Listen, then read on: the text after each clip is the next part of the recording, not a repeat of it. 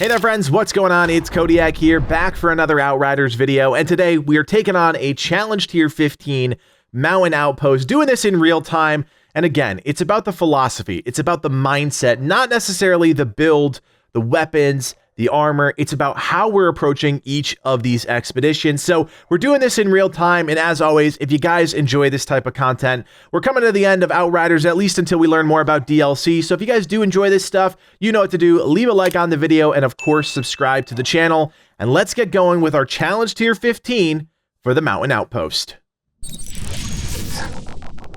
All right, so taking on the Mountain Outpost, the first thing I always do when I'm in this expedition is at least start taking care of these snipers. I shoot the explosive that's up there. If you've got a long range or mid-range weapon, you can do that.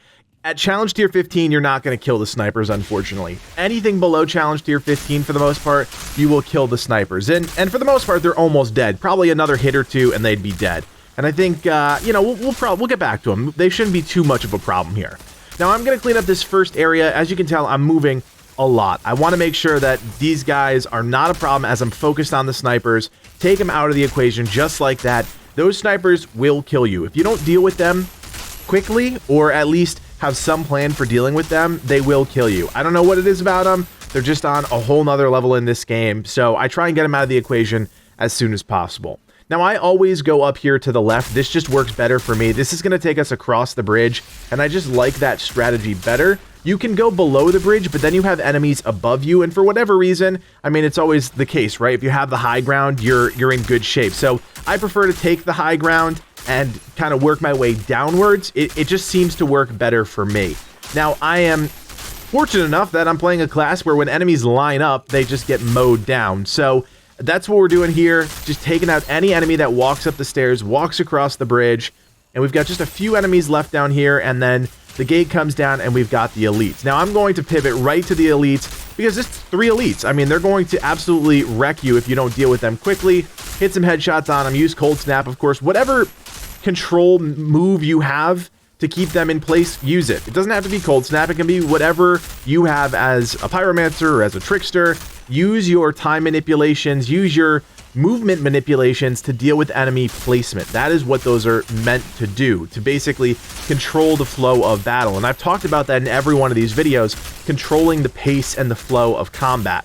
All right, so we're going to kind of hide behind this box a little bit as we clean up, because there is a captain that does spawn over there eventually, and he will wreck us from kind of far away. So as you can see, throwing the, there he is, throwing the turret over and then dealing with him. So we've got a couple enemies left here. We've got, of course, a million guys just bum rushing us, which is always fun. Just a couple lesser guys over here we've got to deal with, marksmen and whatnot. Nothing crazy. Riflemen, I should say. And we're good. All right, so that first section is cleared out. We're going to head down the ramp here, and of course, we know that there are some enemies down there, some elites. You can drop whatever you want. You can go this way. You can go, you know, the staircase. It doesn't really matter. These guys aren't that hard to kill. It is 2 elites, including a cremator, so I always focus on the cremator first, then work on the other guy, mainly because, you know, the destroyers aren't that bad to deal with. And then we're onto the Paforo part. So for the most part, I think, yeah, for the most part, everything else is a Paforo. So you're switching your mindset from dealing with humanoids to dealing with monsters. For the most part, it's pretty straight going from here. It's not too complicated. The crawler sections are always the ones that are going to give, at least me, the most problems. I know a lot of people hate dealing with crawlers. I also hate dealing with crawlers. When the crawlers get mixed in with the flying monsters, well, then things get a little dicey, but we take it one challenge at a time. Now, this tunnel section's not that complicated, just keeping control of the alpha Paforos. We always know that the alphas will jump in there and completely try to push you out of your safe, your comfort zone. So you basically just want to control those guys first. However you need to do that, that's what you should do. All right, this next section gets a little tough. We're in a big open area. We know that crawlers are going to come out in 3 different locations. So how do we deal with that? That really is the question here. So we go through a little cutscene, and then we're immediately going to just start thinning out the herd. The biggest problem here is that there are so many enemies, including alphas, that if you don't deal with a good portion of these now, when the crawlers eventually do come out, you're going to be in dire straits, because you have 3 crawlers shooting beams at you with a bunch of Paforos also bearing down on you. And that's going to manipulate your movement. It's going to force you out of your comfort zone, and that is not a good thing. So basically, kill everything. That's at least my strategy. And then work my way over towards where these crawlers are going to be. I know they spawn on the far side of the room. I'm just still clearing out enemies. I probably didn't need to use that cold snap there, but that's okay. And then here we go. Now we've got crawlers out. Now we are off to the races because we still have a few Porphyros out, which is good. But we also have the 3 crawlers out. And as you can see, I'm trying to kill a Porphyro and then switch to the crawler, but it doesn't always work that way, especially because of how many enemies are in the mix here. With 3 crawlers, there's a lot you have to consider. You're going to get staggered, you're going to get knocked out of place, and that is really challenging. And we're going to hit Cold Snap here right as that crawler's about to use their beam ability. I understand that not everybody has that, but you have some sort of manipulation, either enemy manipulation or your own manipulation, so that you can get around that. Alright, so we've cleaned up all of the crawlers. Had to switch to the Funeral Pyre there just at the end because we ran out of blighted rounds. And now we're heading closer to the peak of the mountain. This next section is not bad once you deal with the Broodmother. And as you'll see here, I'm going to focus on the Broodmother first. That's my main objective coming up this mountain, is dealing with the Broodmother. I want to make sure that she is not a factor long-term in this next section. I made that mistake a lot when I was progressing in this area. I would focus on the little guys, then switch my attention and not actually focus on killing the Broodmother. And just like before, we're going to get some hits in on her as she's jumping down the hill. If you saw the Colosseum video, we did the exact same thing. And I always recommend that because it's basically free damage. If you know you're going to focus on an elite enemy like the Broodmother, and she's coming down the mountain not being able to do anything, yeah, of course, you're going to get some free shots on her. Look at that. She didn't even get a single shot off. Yes, there are Porphyros around me trying to kill me, but for the most part, I'm able to deal with the threat early so that I can focus on everything else. And that's going to include these flyers here. And of course, flyers are just the biggest pain in this game. But we're going to ground them. The key with the flyers, guys, if you are struggling with flyers, the key with the flyers is just to ground them. And all you have to do to ground them is to get a few hits on them. When they're on the ground, they do basically nothing.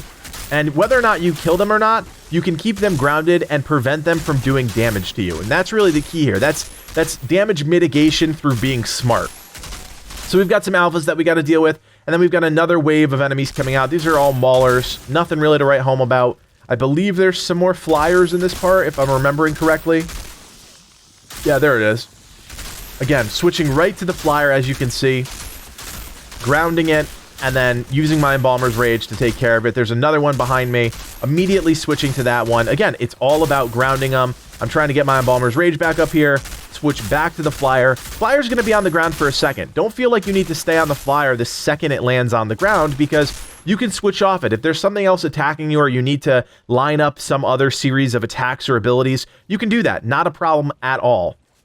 All right, so now we're heading up to the peak of the mountain, and this is probably, I don't know if this is the hardest section of the expedition. I would say it's pretty close, either this one or the Crawler Cave, depending on where you struggle. But this one is definitely challenging. It is a big open area, lots of enemies. You've got crawlers, you've got, eventually you'll have a behemoth in the mix, you've got flyers, and honestly, depending on what class you're playing, it's all about mitigating the damage and, of course, lining up your abilities the right way. In this area, the worst thing that's going to happen to you is if you basically, you hit your moves in the wrong order, or something doesn't go right, and you either lose your blighted rounds or your anomaly powers aren't lining up the right way.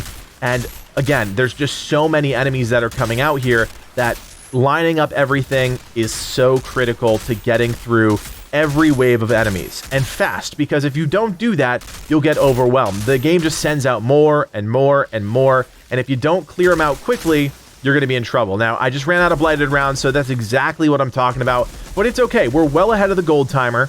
It's good to see when it doesn't go perfectly, because then you see how you have to work around it. Basically, problem solve in real time so that you aren't struggling, and you're able to get through it, basically. So we've grounded everything that we could. We got the Funeral Pyre out. Again, always have a secondary weapon that adds some value to your toolkit. I've talked about it in some of the other live guides that we've done, but, you know, I used to think that secondary weapons were pointless, that there was no value to them. And then I realized, no, there's actually a place for them. You just have to locate that spot in your build where, oh, okay, I'm not good with close range damage. Maybe putting a shotgun in my build is going to be valuable, or vice versa. Maybe you need a sniper rifle for something, or an AR. So using that secondary weapon slot can be really valuable to you. Now we've got blighted rounds up. We're focused on the crawler. We've got 2 crawlers here that we have to deal with. Last 2 crawlers in the expedition. So we basically are just dealing with them as, you know, we're also dealing with the other enemies here. Of course, I get caught in the beam because, you know, I'm a goober. And then switching to the crawler as we get Embalmer's Rage. Focused on killing it. We've got more birds out. I mean, it just never stops at this part of the expedition, and that's why it's so challenging for some players. But you can see, I've barely left this starting area of the room.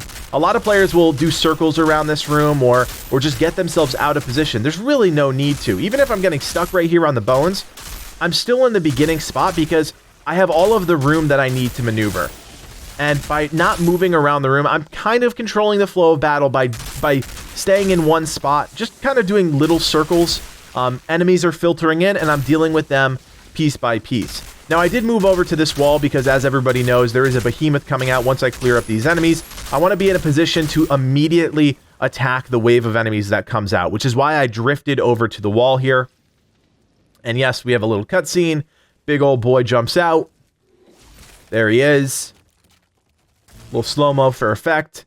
And now we're immediately in range to attack him. So we're waiting for a Mauler to come out here. We want to get Embalmer's Rage up as soon as possible. Obviously, he's going to storm on by. And there we go. He's up against the wall. We've got Embalmer's Rage. He's taken a lot of damage, but he also has a healthy chunk of HP. So, again, keeping up Embalmer's Rage, doing everything we can to be smart about the damage that we're putting into this boss. Again, more Maulers dead, switching back to the boss with Embalmer's Rage up. I realize, again, not everybody has Embalmer's Rage. This is what's working for me and these builds. You have to figure out in your build what works for you. But that basically, taking him out of the mix, allows me to focus on the remaining flyers in the room, which is, of course, the next threat. It's always about identifying the highest threat in the area, right? Clean up some of these guys. Land that last bird. And we're in the money. An easy gold mountain outpost, not a problem at all. We had plenty of time left, and it was clean. A very clean run. We only lost blighted rounds once or twice, and we're in the money. So let's see what the drop pod has here. Hopefully something good. I love Mountain Outpost. It's a great expedition. It's a fun one. It's not a relatively long one. It always feels like it goes pretty well, too. All right, so we've got... Ooh, there's a Lego right there. What do we got? Oh, baby! Tanner's Hat. That is a great legendary for pretty much anybody. Close range characters, specifically shotgun build. So, another great legendary and another great challenge tier 15. As always, friends, if you have any questions about the run, feel free to leave me a comment in the section below. And we will see you back here for another video. My name is Codiak, and from everyone here at Legacy Gaming, thanks for watching, and play on.